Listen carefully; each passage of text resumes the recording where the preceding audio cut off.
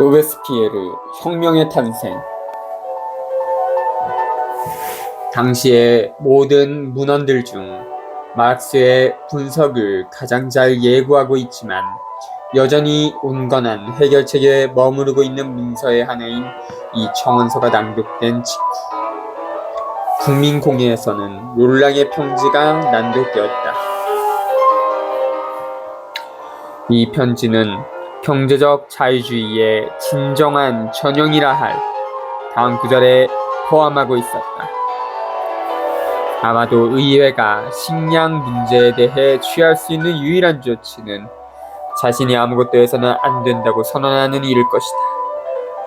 그리고 롤랑은 미미하게 규제의 성격을 갖지만 거의 시행된 적 없는 9월 9일과 16일의 법령, 민간의 필요에 따라 식료품의 재고조사와 증발을 확대한다는 내용의 법령을 폐지할 것을 요구했다. 의회는 구중의 청원서 인쇄를 거부하고 롤랑의 편지를 인쇄할 것을 결정했다. 몇몇 과격파의 항의를 제외하고 산악파 전체는 꼼짝도 하지 않았다. 뒤이은 기간의 소요가 격화됐다. 사르트, 웨르에르와르, 루아르에시엘, 앵드르에르와르의 네 개도 모두 파리 남서부에 위치한 네르게도들에서 진정한 반란이 일어났다. 11월 29일 생지스트는 식량 문제에 관해 연설했다. 이 연설에서도 역시 마르크스를 예고하는 구절을 발견할 수 있다. 행복하지 않은 민중에게는 조국이 없습니다. 394조. 그러나 그는 재정과 세무에 관한 조치들만을 제안했다. 사람들은 식량에 관한 법을 요구합니다. 그 점에 대한 실정법은 현명한 것이 아닐 것입니다. 나는 교육에 관한 극단적인 법들을 좋아하지 않습니다. 점으로 지동급하는 생지스트에게 박수 발차를 보냈다. 이튿날인 11월 30일 베띠옹은 보스의 반란을 무력으로 진압할 것을 요구했다. 비조는 먼저 타협을 시도하기 위해 위인관들을 보낼 것을 요구했다. 결국 로베스피에르가 다시 등원하여 발언했다. 먼저 그는 베띠옹의 반대하고 비조를 지지했다. 그리고 그는 국민공회가 다른 데로 주의를 돌리지 말고 먼저 본질적인 문제에 대해 결론을 내림으로써 다시 하나가 될 것을 요구했다. 그 본질적인 문제란 곧 프랑스인들의 전제군주에게 그의 중재에 대한 처벌을 선고해야 한다는 것이었다. 그 다음에야 나머지 문제들을 다룰 것이다. 내일 여러분은 재산권과 인간의 삶을 화해시킬 것입니다. 여러분은 식량에 대해 선언할 것입니다. 다음날 여러분은 자유로운 헌법 전체의 토대를 놓을 것입니다. 여기서 우리는 한결같은 그 로베스피에르, 즉 정치적 문제들을 우선시할 것을 요구하지만 또한 무르익지 않은 문제들, 아직 해결할 수 없는 문제들은 다루려 하지 않는 매우 확고한 현실주의자를 다시 발견하게 된다. 270조. 국민공회는 그날 어떠한 문제에서도 로베스피에르를 따르지 않았다. 국민공회는 베띠옹의 요구에 따라 즉각적인 무력 진압, 꼭 이루어질 것이면 참혹 강화를 열난다. 를 결정하고 식량 문제에 대한 토론을 계속하기로 하였다. 상황이 그러했으므로 로베스피에르는 그에 대한 방침을 정하고 12월 2일 식량 문제에 대해 발언했다. 지난 6월에 그는 돌리비에를 지지하면서 거기에 부자들의 당파에 대한 그의 공격을 결합하고 농지법을 비난하는 데 만족했다. 이제 그가 로베스피에르 개인의 이름으로 마라를 제외하면 생지스트를 포함해 당대의 어떤 산악파 의원보다도 훨씬 더 격렬하게 문제 삼는 것은 재산권의 가치 자체다. 사회의 일차적 목적은 뭡니까? 시효의 대상이 될 수 없는 인간의 권리들을 보존하는 것입니다. 이 권리들 중 첫 번째는 뭡니까? 생존권입니다. 따라서 사회의 으뜸이 되는 법은 모든 사회 성원들에게 생존의 수단을 보장하는 법입니다. 다른 모든 법은 이 법에 종속됩니다. 소유권은 이 법을 공고히 하기 위해서만 수립되거나 보장됐습니다. 소유권이 인간의 생존과 대립할 수 있다는 것은 사실이 아닙니다. 인간의 삶의 필수적인 양식은 삶 자체만큼이나 신성합니다. 삶을 유지하는 데 필수 불가결한 모든 것은 사회 전체의 공동재산입니다. 오직 잉여만이 개인들의 소유가 되고 상인들의 산업에 맡겨지는 것입니다. 나의 동포를 희생시켜 행하는 돈벌이를 위한 투기는 교역이 아닙니다. 그것은 도적질이자 형제 살해입니다. 이 원칙에 따르면 식량에 관한 입법에서 해결해야 할 문제는 뭡니까?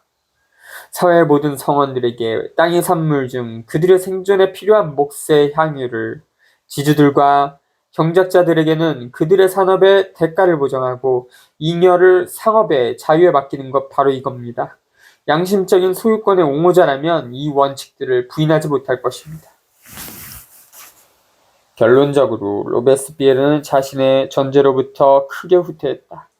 그는 구종이 재창한 식량 중앙관리국은 말할 것도 없고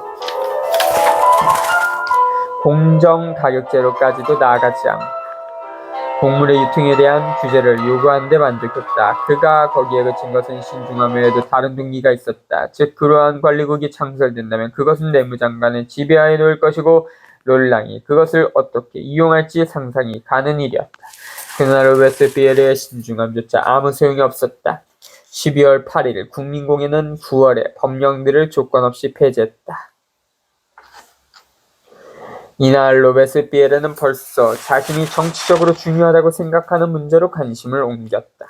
식량 문제에 대해 발언한 다음 날인 12월 3일 그는 루이 16세 재판에 대해 연설했다.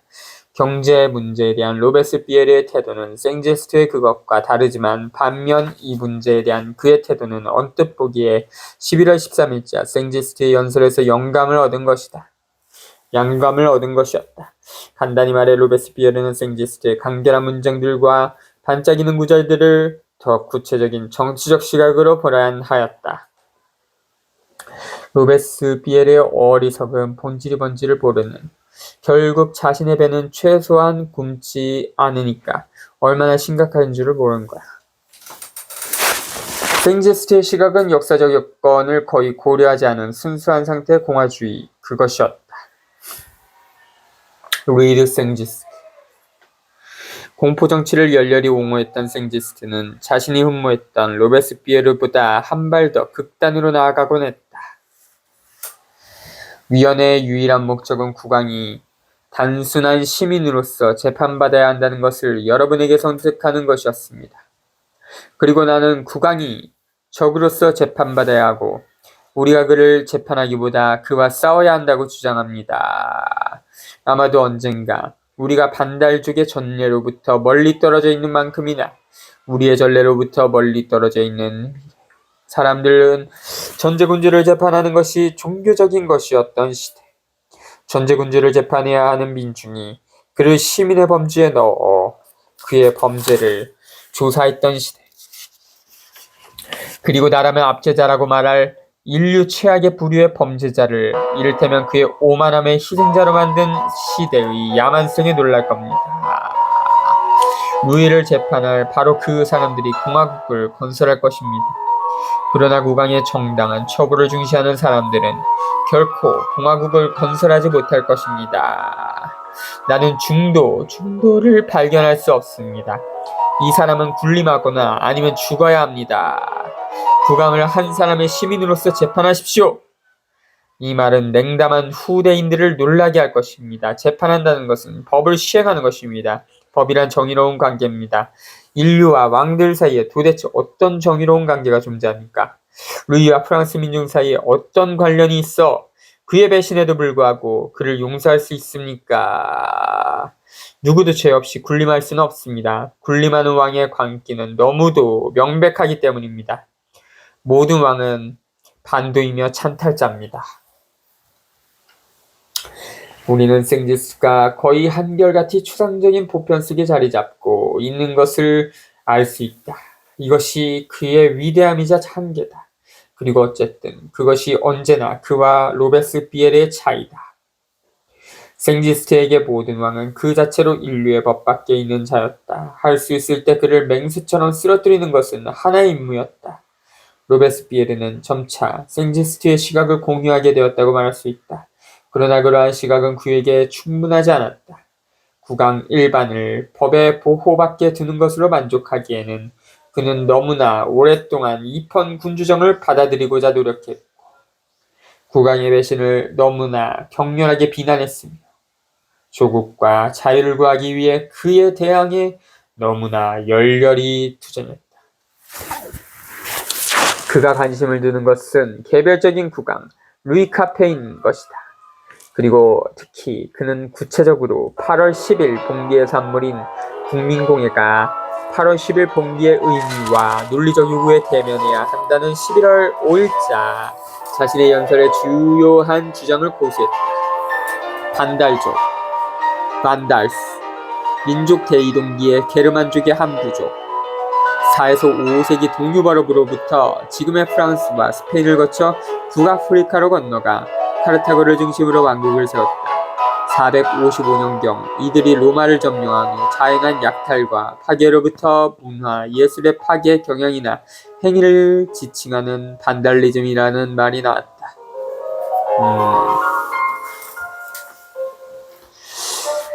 국민이 왕권을 무너뜨리고 공화국을 선포한 것은 이론적으로 가장 훌륭한 형태의 체제에 대한 학구적 논쟁을 따른 것이 아니었다. 그랬더라면 왕은 좋든 싫든 왕위를 포기하고 마음에 드는 곳으로 갔을 것이다. 국민은 죽지 않기 위해 더 이상 현실적인 다른 해결책이 없었기 때문에 루이 카페라는 국왕 개인의 배신이 더 이상 참을 수 없을 정도에 이르렀기 때문에 집단적으로 공개했다.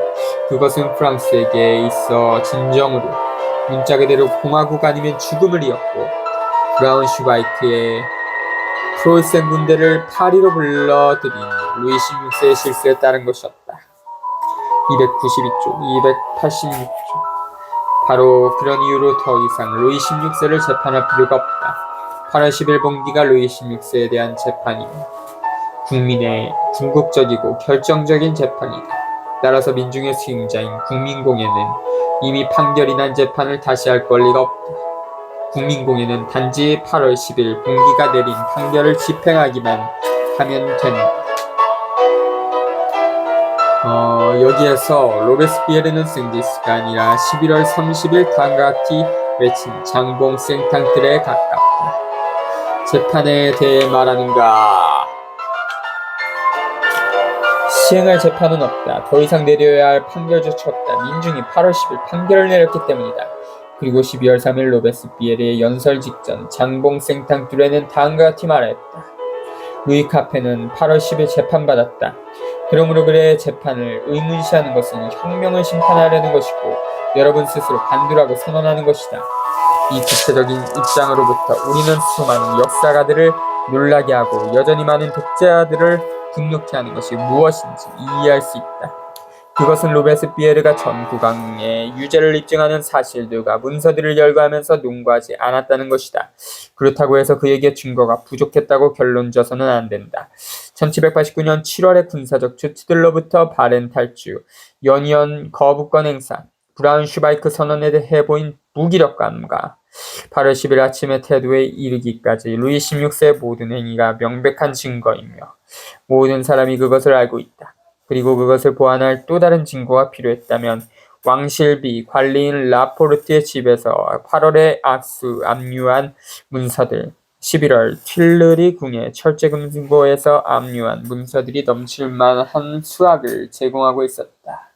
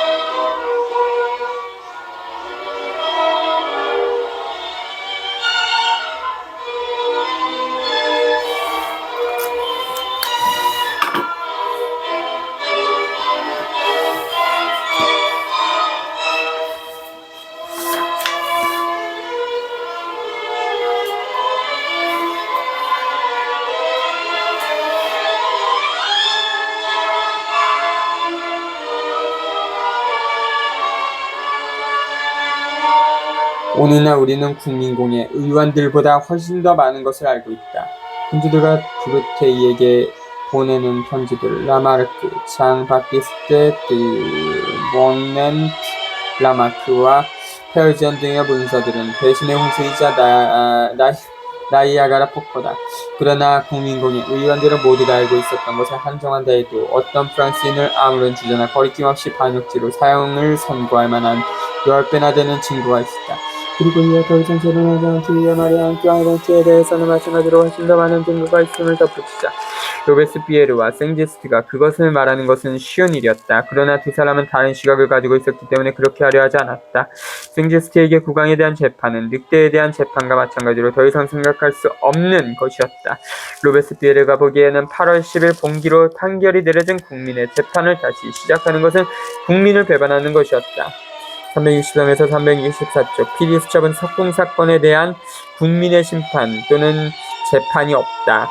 대법원 이놈들은 재판할 권리도 없다. 그냥 따르기만 하면 된다. 재판권은 국민에게 있기 때문에.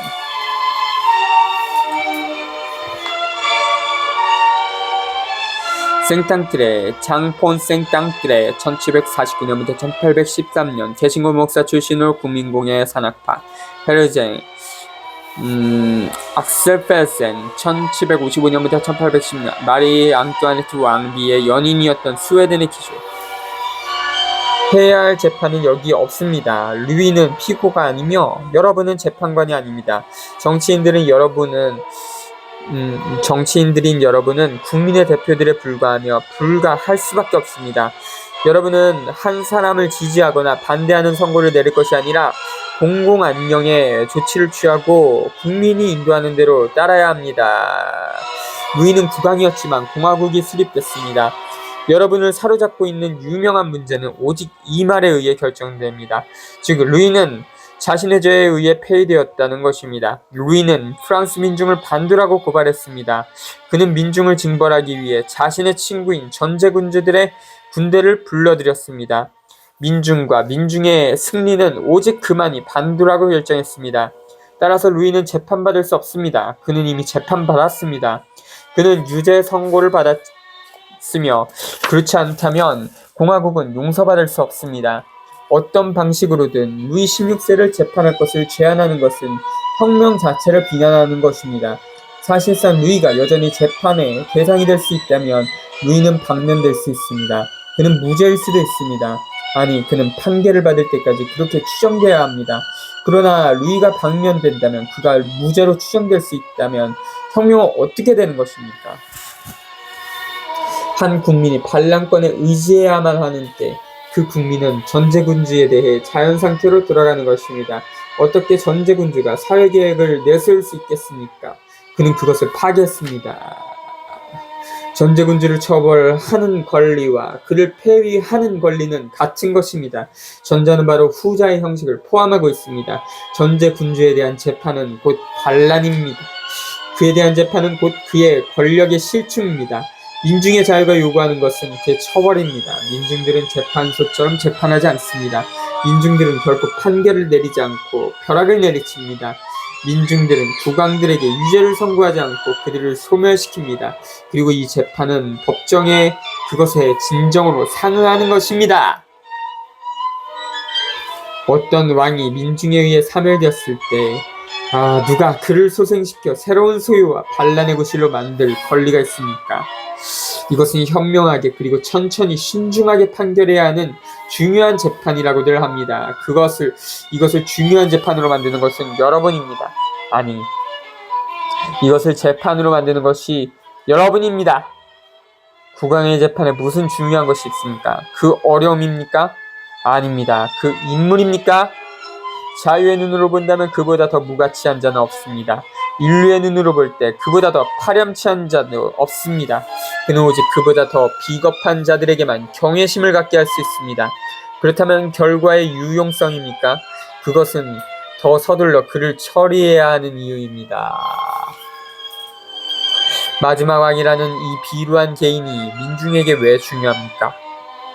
의원 여러분, 민중에게 중요한 것, 여러분 자신에게 중요한 것, 그것은 민중의 신뢰가 여러분에게 부과한 임무를 여러분이 수행하는 것입니다. 여러분은 공화국을 선포했습니다. 그러나 여러분이 우리에게 그것을 줬습니까? 공화국, 그리고 루이는 아직 살아있습니다. 나는 이 치명적인 진실을 마지못해 선언하지만 조국이 살아야 하므로 루이는 죽어야 합니다. 18.